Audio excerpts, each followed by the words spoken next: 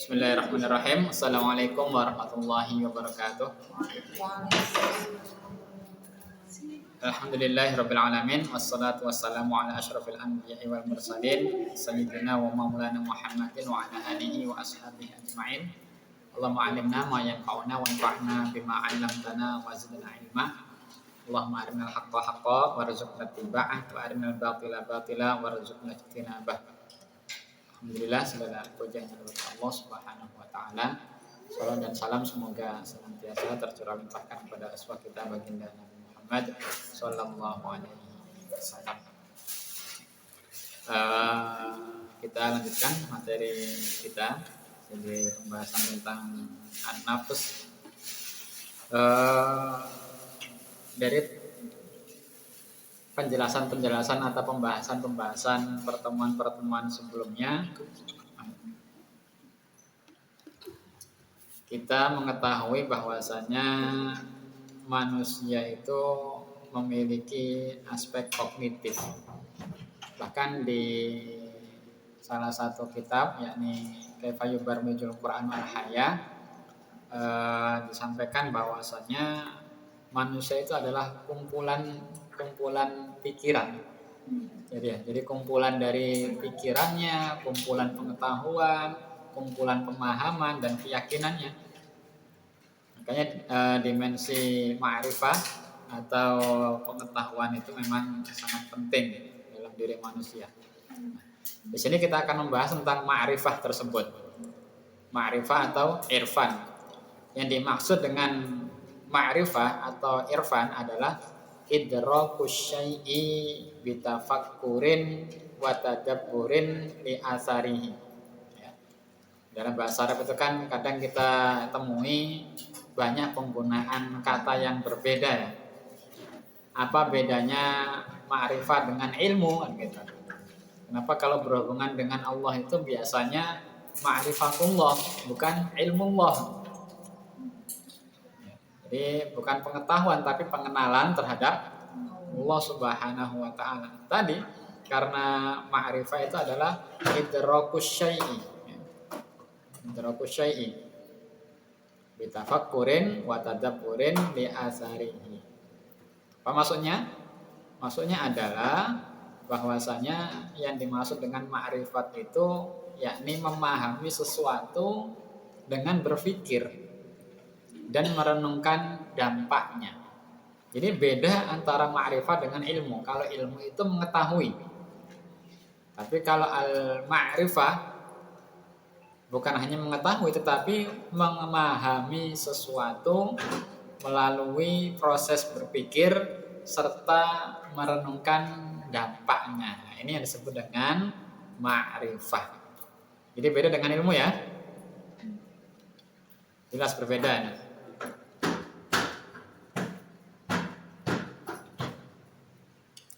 Kemudian berikutnya disebutkan bahwasanya wahiyya akhassun minal ilm. Ma'rifah itu lebih khusus, lebih spesifik dibandingkan al-ilm. Sehingga dikatakan yuqalu fulanun ya'rifullah. Si fulan mengenal Allah. Wala yuqal dan tidak dikatakan ya'lamullah, mengetahui Allah. Jadi lebih tepat mana? Kita mengetahui Allah atau mengenal Allah? Karena kita tidak bisa mengetahui secara eksplisit ya. Inna ma'rifatal basyari lillahi ta'ala. Jika demikian, sebenarnya ya, pengetahuan atau pengenalan seorang manusia kepada Allah Ta'ala yang dimaksud adalah bitadabburi asari ni'matihi duna idraki dzatihi. Jadi kalau disebut saya mengenal Allah, itu maksudnya adalah apa? Kita mengetahui Allah melalui proses tadabbur akan mentadaburi, merenungkan, memikirkan tanda-tandanya, nikmat-nikmat Allah yang telah kita terima atau ayat-ayat kauniyahnya.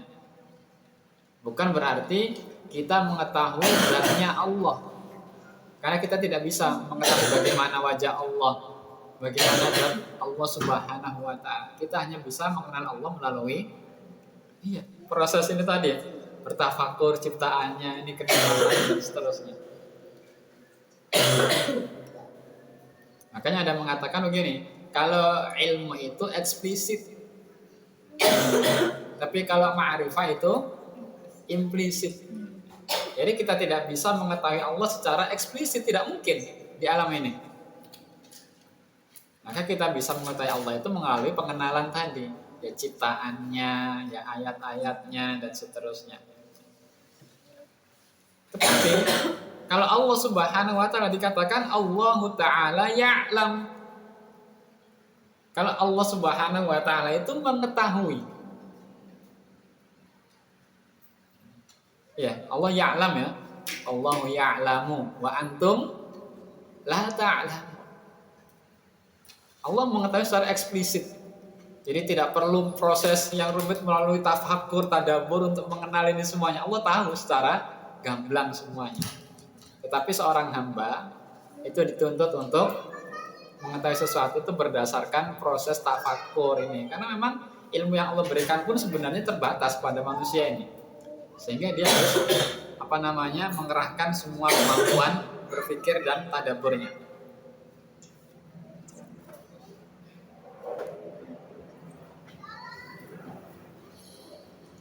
Asal kata ma'rifat ini sebenarnya adalah dari bahasa Arab araftu ay asabtu arfahu. Al-araf itu asal artinya adalah ar-raihah at-thayyibah, aroma yang wangi.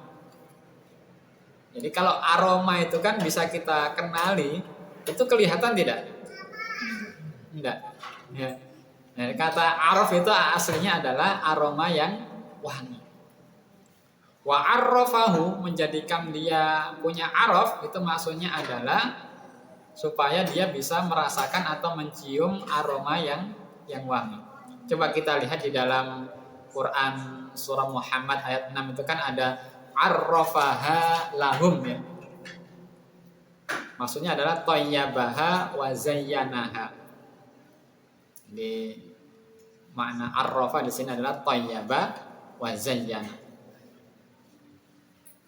Jadi makna ma'rifat itu memang kadang kita tidak harus tahu secara eksplisit, tapi kita bisa mengetahui melalui sifat-sifat dan juga apa-apa yang sesuatu yang melekat pada sesuatu tersebut. Mengenal Allah bukan berarti harus tahu bagaimana wujudnya Allah, tetapi kita bisa mengetahui atau mengenal melalui sifat-sifatnya.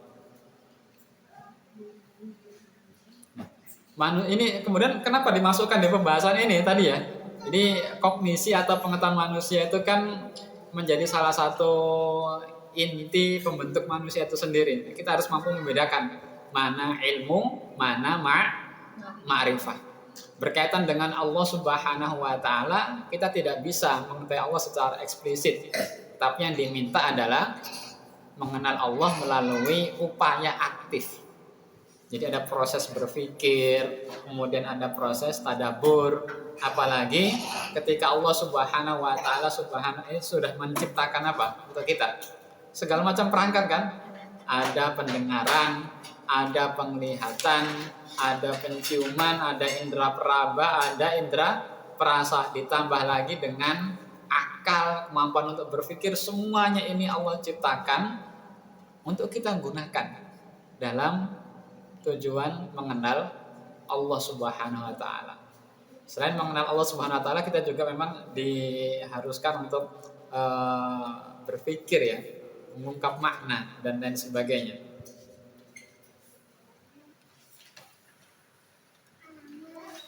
Nah, di sini penulis mengatakan bahwasanya untuk pembahasan tentang nafas atau jiwa, itu sebenarnya istilah yang paling tepat adalah ma'rifatun nafs. Ya. Bukan ilmu nafs sebenarnya. Jadi istilah yang paling tepat sekali lagi adalah ma'rifatun nafs. Ya. Bukan ilmu an-nafs. Kenapa? Ya tadi. Karena kalau kita menggunakan istilah ma'rifatun nafs, memang dalam mengenali jiwa kita tuh harus menyertakan apa tadi? Proses tafakur dan juga proses tadabur. Apalagi banyak sekali hal-hal pada diri kita ini yang tidak bisa diketahui secara eksplisit kan. Sehingga dia membutuhkan pemikiran, membutuhkan tadabur dan lain sebagainya. Ini ma'rifah.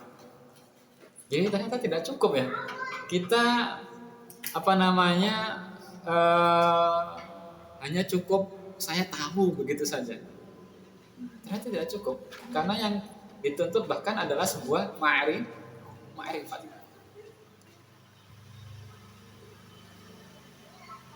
Jadi ilmu itu baru gerbang awal.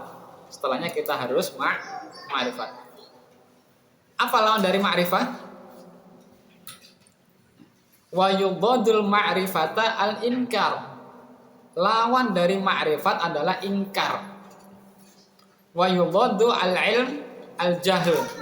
Dan yang menjadi lawan dari ilmu adalah al-jahl. Jadi ilmu lawannya apa tadi? Jahil. Tahu lawannya tidak tahu. Ma'rifat lawannya bukan tidak tahu tetapi ingkar. Nah, kenapa orang bisa sampai ingkar di sini? Iya, kan banyak orang tahu tetapi dia ingkar. Kenapa? Tidak ma'rifat. Tidak sampai ma'rifat. Karena kalau ilmu tahu lawannya tidak tahu kan jahil. Kalau ma'rifat lawannya ingkar. Nah, di sini kita dapat jawaban ini. Kenapa banyak orang punya ilmu tetapi tetap ingkar. Iya. Iya. Yaqulullahu ta'ala, Allah berfirman dalam Quran surah An-Nahl ayat 83. A'udzubillahi minasyaitonir rajim. Ya'rifuna ni'matallahi tsumma yunkirunaha.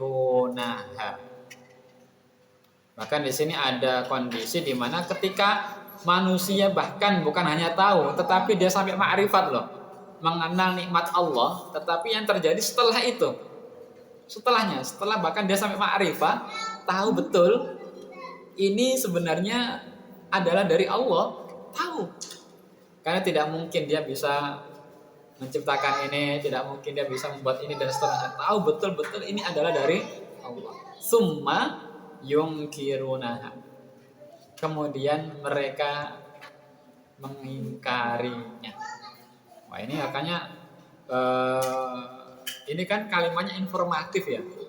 Tetapi selain hanya informatif, kalimat ini juga sebenarnya itu kalimat taubih, mencela orang-orang yang mengingkari nikmat Allah setelah mereka mengetahuinya. Apa sampai ma'rifat, bukan ya'lam ya. Bukan ya'lam. Tetapi ya'rifuna.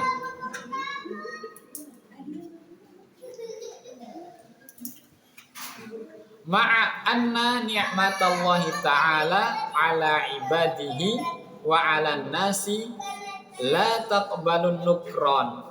Bersamaan dengan fakta bahwasanya nikmat Allah Ta'ala yang Allah berikan kepada hamba-hambanya dan kepada semua manusia, sebenarnya nikmat-nikmat itu tidak menerima pengingkaran. Ya.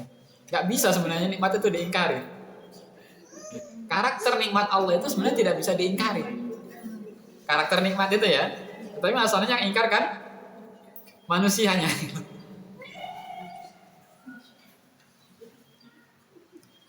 Hakikat nikmat itu saja, mengetahui nikmat itu saja sebenarnya tidak bisa diingkari. Fa kaifa idza kanu ya'rifunaha tsumma yunkirunaha. Lalu bagaimana dengan mereka yang sudah sampai ma'rifat, mengenal betul-betul nikmat itu, kemudian mereka ingkar. Kan sekarang itu kan ada orang yang tahu bahwasanya hujan, nah gitu kan. Tapi ada yang sampai profesor masalah hujan tuh dia tahu detail itu kan, begitu luar biasanya proses hujan sampai dia pada kesimpulan ini tidak mungkin terjadi secara kebetulan. Ya. ada campur tangan kekuasaan yang lebih tinggi dan paling tinggi untuk mendatangkan hujan ini. Sumayung kirona. Maka di sini sebenarnya adalah taubih, benar-benar ya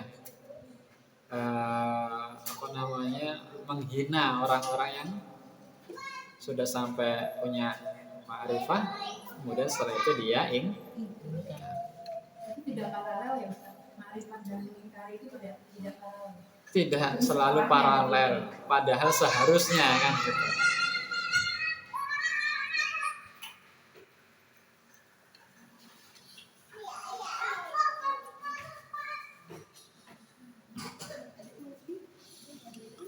Wala budda lil insan fi khasaisihi kakain basyari.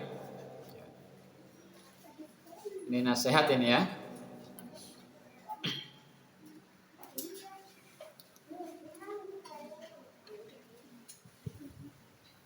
Jadi manusia ini secara kekhususannya sebagai seorang basyar, sebenarnya dia kan sudah memiliki bakat ya. Bakat yang tidak dimiliki oleh makhluk-makhluk yang lain. Seharusnya dia yatamatta bimawahibi aqliyah. Jadi manusia yang sudah memiliki banyak kekhususan sebagai manusia, yang mana kekhususannya itu tidak dimiliki oleh makhluk-makhluk yang lain, seharusnya yatamatta bimawahib aqliyah. Dia benar-benar memanfaatkan karunia akal. Ya, kemarin kita sudah bahas akal, bahas hati, gitu kan. Orang tidak bisa menyalahkan orang lain atau lingkungannya atas perilaku yang dia lakukan, kan gitu ya. Saya begini nih gara-gara ini, saya begini gara-gara lingkungan saya dan seterusnya. Lalu dia diberikan ini tadi akal yang bukan hanya untuk ya'lam tapi bisa sampai ya'rif, mengetahui, mengenali. Melalui kemampuan untuk ya'lam dan ya'rif tadi, mengetahui dan mengenal tadi, hendaknya seseorang itu ayyatakhidalahu fil hayati aqidatan yasiru 'alaiha. Harus menghasilkan sebuah akidah, keyakinan. Karena nanti perilaku kita juga ditentukan oleh keyakinan kita. Sudahkah akal kita itu beserta dengan segala macam perangkat penerima informasi ini kita gunakan dengan sebaik-baiknya sampai kita menghasilkan sebuah akidah yang betul?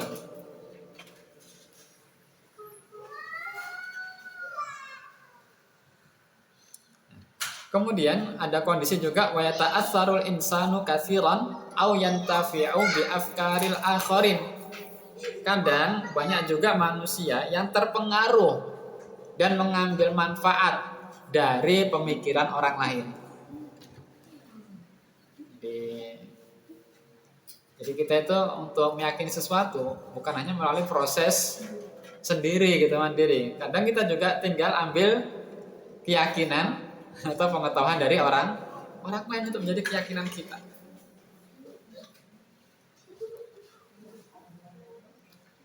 Wa yata'allamu wa yata'arrafu ila ma haulahu. Manusia juga punya kemampuan untuk mendapatkan ilmu dan juga mendapatkan ma'rifah dari tempat sekelilingnya, dari sekitarnya. Nah, ini kemampuan-kemampuan manusia.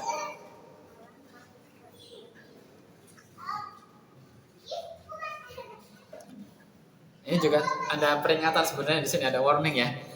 Wala siyama fi ayyamina hadhihi.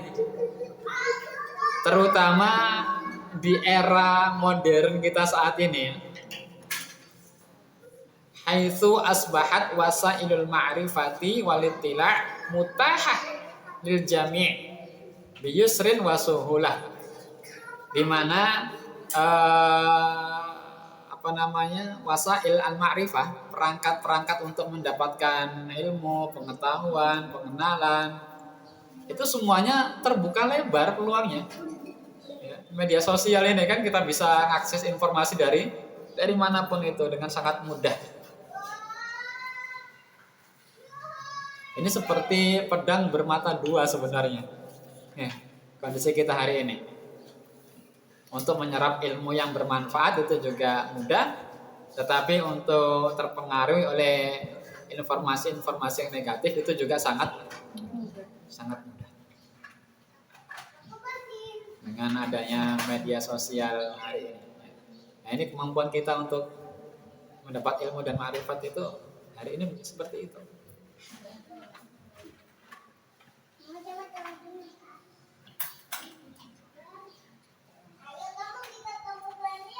Makanya orang sangat mudah kalau pengen jadi ulama ala media sosial, kan? Ya, tiba-tiba bisa berfatwa gitu kan, ambil konsep dari mana saja juga sekarang sangat mudah.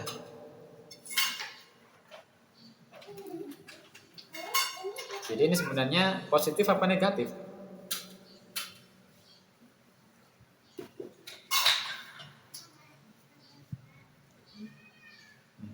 Positif atau negatif kira-kira dengan kondisi seperti ini sekarang?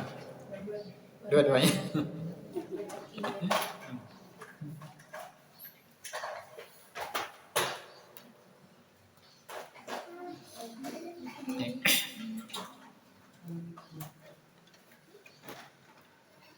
Panjang ini, coba kita cari ringkasannya.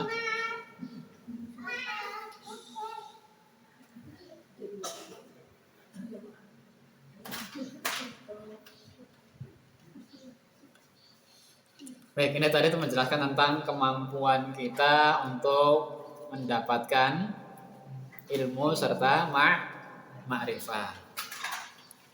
Kan mungkin ini memang sudah kehendak Allah, kita dipermudah di zaman ini untuk mendapatkan dua hal tersebut ya. Akan tetapi wa mimma la raiba fihi anna fin nasi fi'atun la yahduru hatta tasawwur wa la tafakkur fil qiyami wal masal al-aliyah. Tidak diragukan lagi ada di antara manusia itu sekelompok orang yang tidak tidak bisa hidup dalam ini, tidak bisa menghadirkan tasawur, gambaran, tidak bisa mempergunakan pemikiran, nilai serta contoh-contoh yang baik. Padahal semuanya sudah dimudahkan oleh Allah loh. Tapi ada orang yang nggak mau mikir, ya kan, nggak mau tak bertasawur, tidak mau mengambil nilai-nilai baik, tidak mau mengambil contoh-contoh yang baik. Wala tajdzibuha al-ghayat al-ba'idah. Dia juga tidak tertarik dengan tujuan-tujuan yang visioner, dengan tujuan-tujuan yang jauh. Ka'anna ala sam'iha hijaban, seolah-olah di telinganya itu ada hijab. Wa ala absariha ghishawah, dan di matanya itu ada penutup. Fala tamilu ila tafkir, dia tidak tertarik untuk mikir. Fi syai'in ham, pada sesuatu yang penting. Wala tahtamu ila ma yahsulu min ahdath, dia juga tidak begitu memperhatikan peristiwa-peristiwa yang terjadi di sekitarnya. Ya, ini ada nggak orang-orang seperti ini ya? Nanti akan Allah sebutkan di ayatnya. Tasawur itu punya penggambaran ya.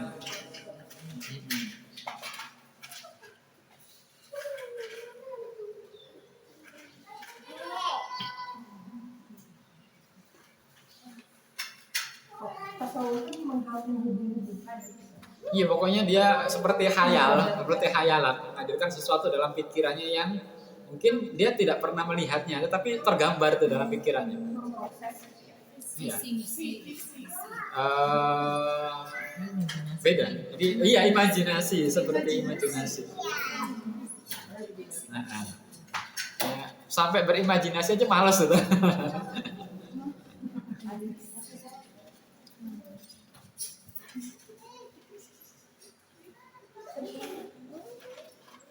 Sampai-sampai di kalimatnya begini.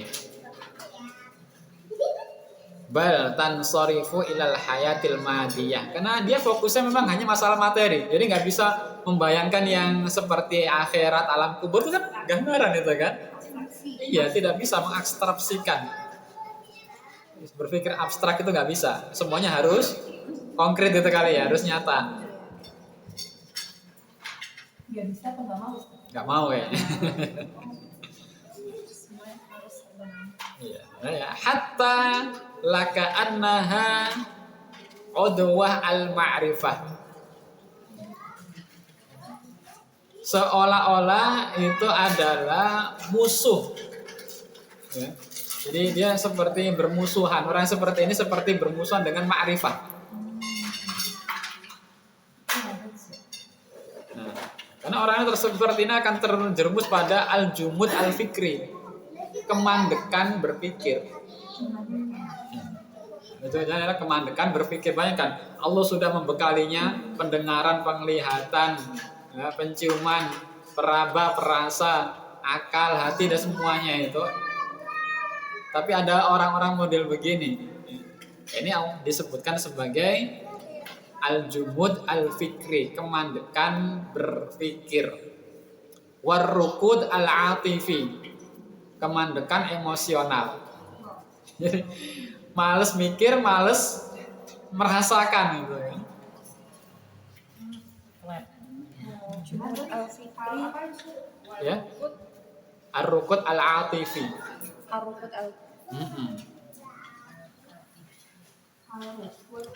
Ar-rukut al-atifi. Ya. Atif itu kan emosi, perasaan ya. Bagaimana kita gundah, bagaimana kita peduli. Yang begitu juga males sudah mikirin. Ya nggak mau mikir, nggak mau merasa.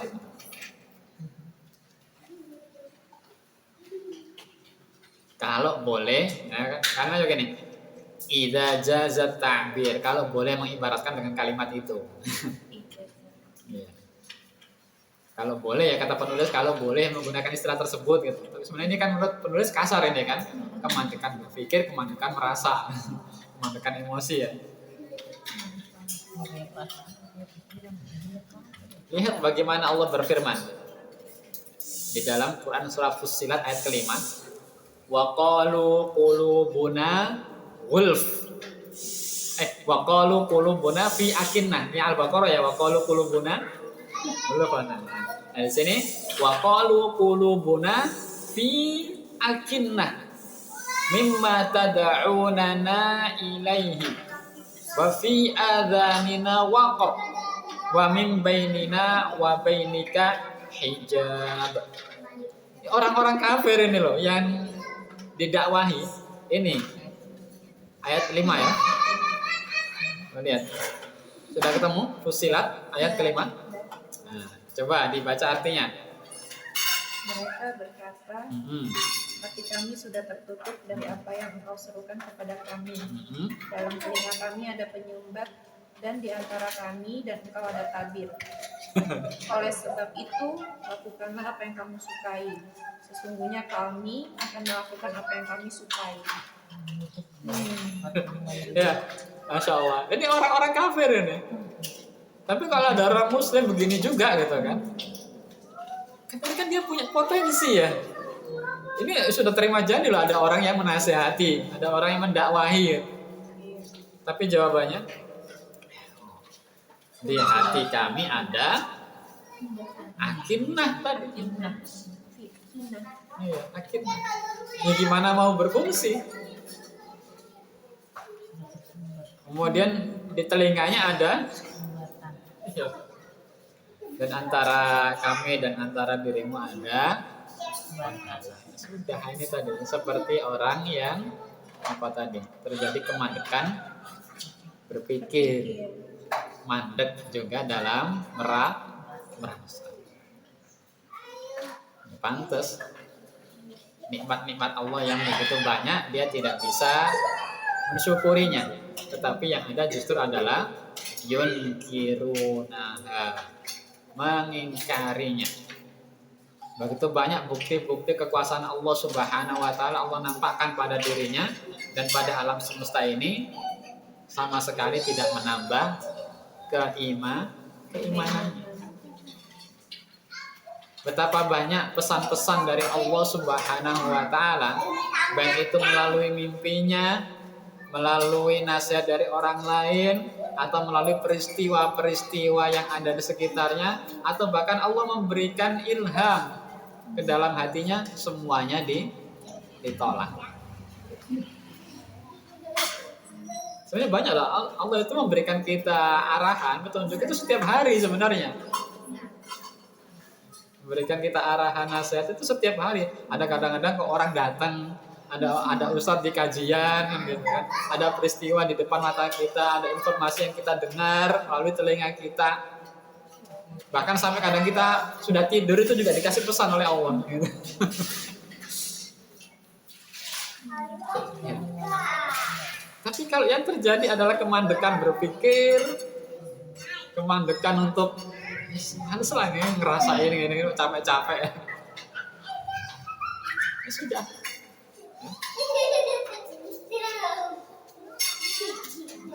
Nah, inti pembahasan kita ke sini ya.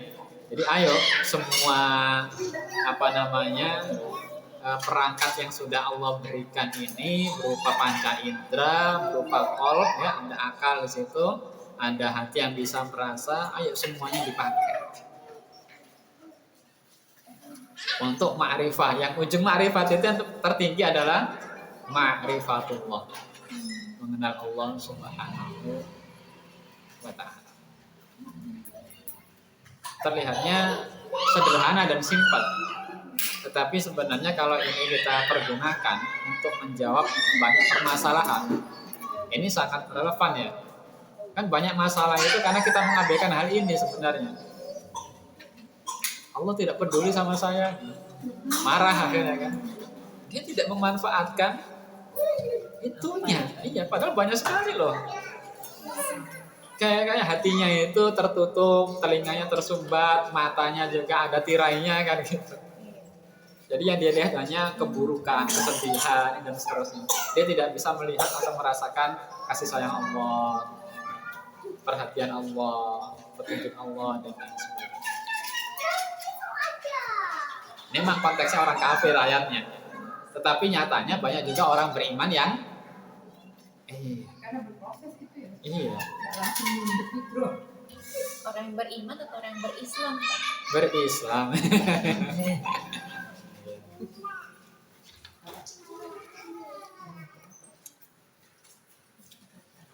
Ternyata dahsyat loh ya, pelajaran-pelajaran tauhid akidah yang selama ini kita pelajari itu sebenarnya kalau digali mekanismenya dan seterusnya itu dahsyat sebenarnya.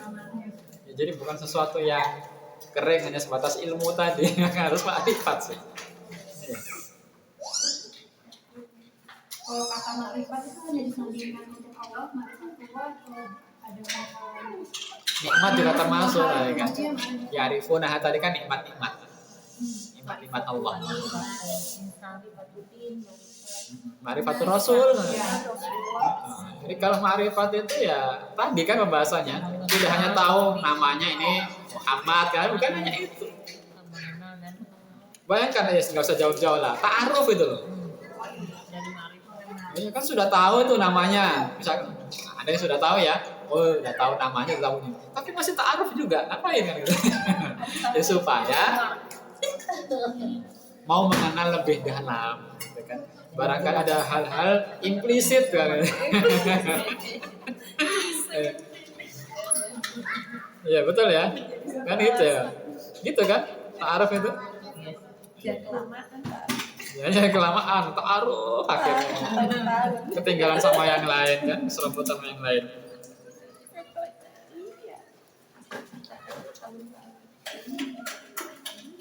Nah kalau kita lihat konsep tadi sebenarnya kalau pandangan Islam itu berkaitan dengan ma'rifat atau pengetahuan, dia tidak bersifat pasif, tapi harus aktif karena ada bitafakkurin wa tadabburin. Tafakur dan tadabbur itu kan bukan proses pasif ya. Tapi kalau proses mendapatkan informasi saja itu pasif. Dalam Islam konsepnya itu aktif. Selain aktif untuk mendapatkan informasi karena utlubul ilma kan gitu. mengolah informasi itu juga harus ada proses aktif. Malas untuk melakukan itu akan mengakibatkan tadi al-jumud, al-fikr, dan ar-rukud al-atif, kebekuan berpikir atau kebuntuan ya. Apa tadi bahasanya tadi? Kemandekan ya, kemandekan berpikir.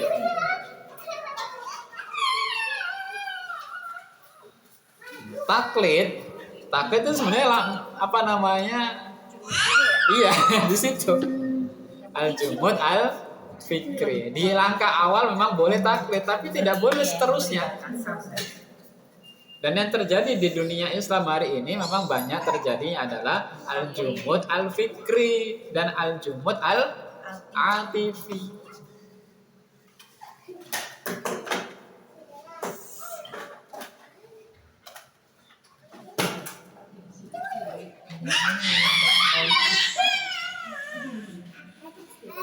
Nah, nanti hasilnya banyak kalau kita melakukan kalau kita memperlakukan informasi atau ilmu tadi dengan sesuatu yang aktif ya, dengan tafakur dan tadabbur, di antara yang kita dapatkan kan wisdom ya, al-hikmah, kebijaksanaan. Jadi kebijaksanaan itu tidak mungkin dicapai diperoleh hanya dari proses pasif, nggak mungkin.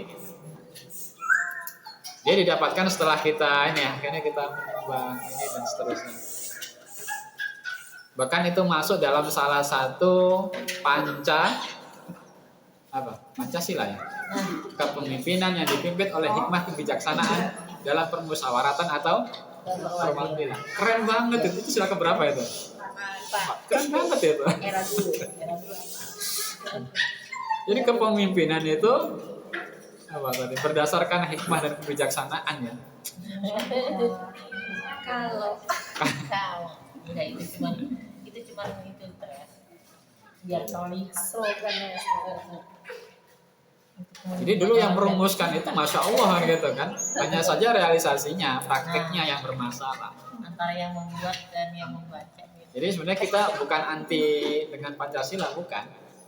Hanya saja tidak setuju kalau itu hanya sebatas ilmu tadi ya, wawasan, tumpukan informasi. Jadi banyak di antara bangsa Indonesia ini sendiri juga mengalami al-jumud al-fikri dengan Pancasilanya.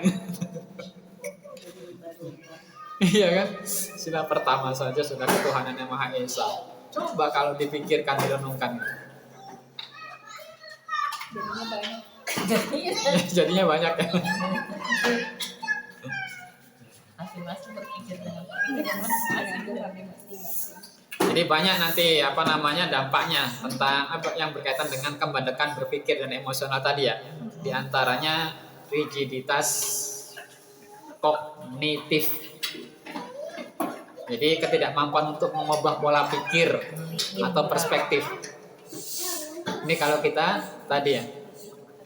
Yang terjadi orang kafir kan tadi kan begitu kan. Wa qalu fi qulubina akinnah tadi itu. Hasilnya adalah rigiditas kognitif, ketidakmampuan untuk mengubah pola pikir dan perspektif, sudut pandang.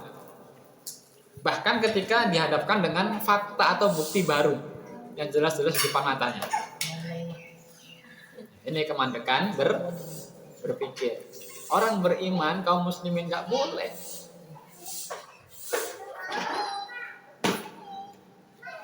Kemudian anhedonia afektif tadi ya.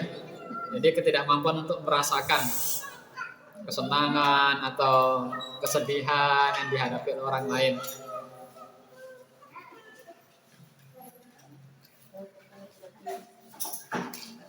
bahasa-bahasa kejiwaan. Iya sebenarnya. Jadi kita itu sudah dari Al-Quran dan hadis itu cukup. Begini loh, ya. Wah, pulpennya habis. Baru dapat itu. Yang mana tadi? Orang beriman tidak boleh. Oh iya, tidak boleh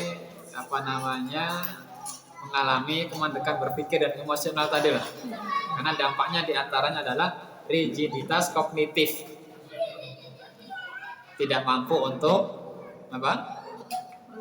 mengubah pola pikir atau perspektif ya.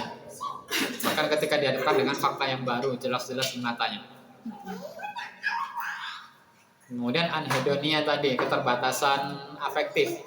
Jadi tidak bisa merasa. Baik merasakan kebahagiaan atau merasakan kesedihan. Termasuk ketakutan. Sudah diancam berkali-kali oleh ayat itu dia nggak ngerasa gitu.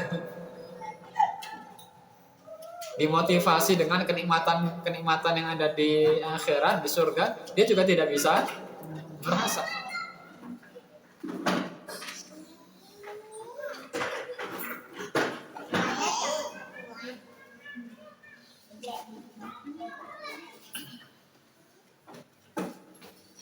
Ya, ini banyak nanti ya, diantaranya ya mengakibatkan penyangkalan juga, kemudian represi, ada resistensi dan macam-macam itu jenisnya.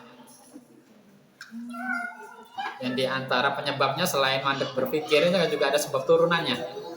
Diantaranya adalah dia terjebak pada kebutuhan dasar. Kebutuhan.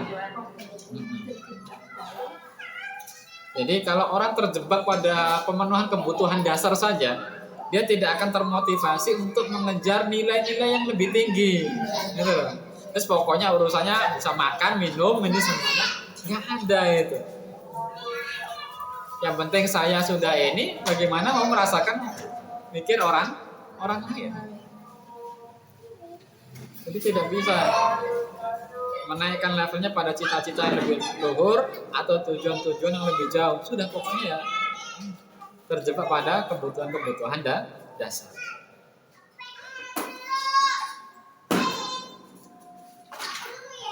Padahal di teorinya Abraham Maslow saja itu kan, seorang tokoh psikologi itu di teori kebutuhannya itu kan ada kebutuhan akan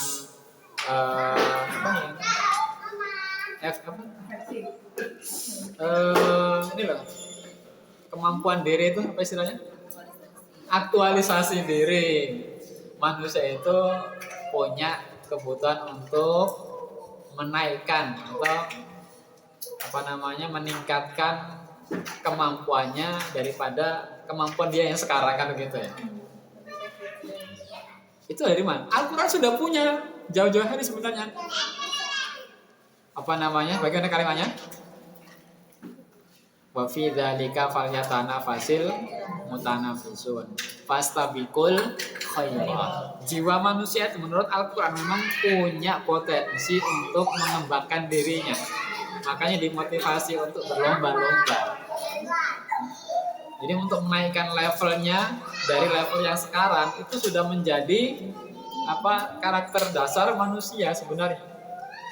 Kalau ada manusia terjebak hanya pada kebutuhan dasar, kemudian dia tidak ingin ini, sebenarnya dia sudah keluar dari fitrahnya. Karena fitrahnya manusia itu ingin mengembangkan diri. Kan dimotivasi nanti derajat kita itu ya inna akramakum indallahi atqakum. Lah kalau manusia nggak punya sifat dasar itu buat apa? Kan gitu. Sesungguhnya paling mulia di antara kalian adalah yang paling bertakwa. Nggak akan tergerak manusia. Nah, sebenarnya Allah sudah meletakkan dalam fitrahnya itu untuk keinginan apa? Apa tadi istilahnya? Apa tadi? Aktualisasi diri ya, lupa ya. Aktualisasi diri. Jadi itu bukan konsep baru yang ditemukan oleh Barat sebenarnya, bukan. Itu konsepnya Al-Quran, konsepnya Islam. Aktualisasi diri itu. Al-Quran juga memotivasikan nanti iqra wartaqi, bacalah dan motivasi. Daripada orang yang sudah begini saja, gak usah lah terlalu ini, sana dan seterusnya. Nah ini udah keluar dari fitrahnya.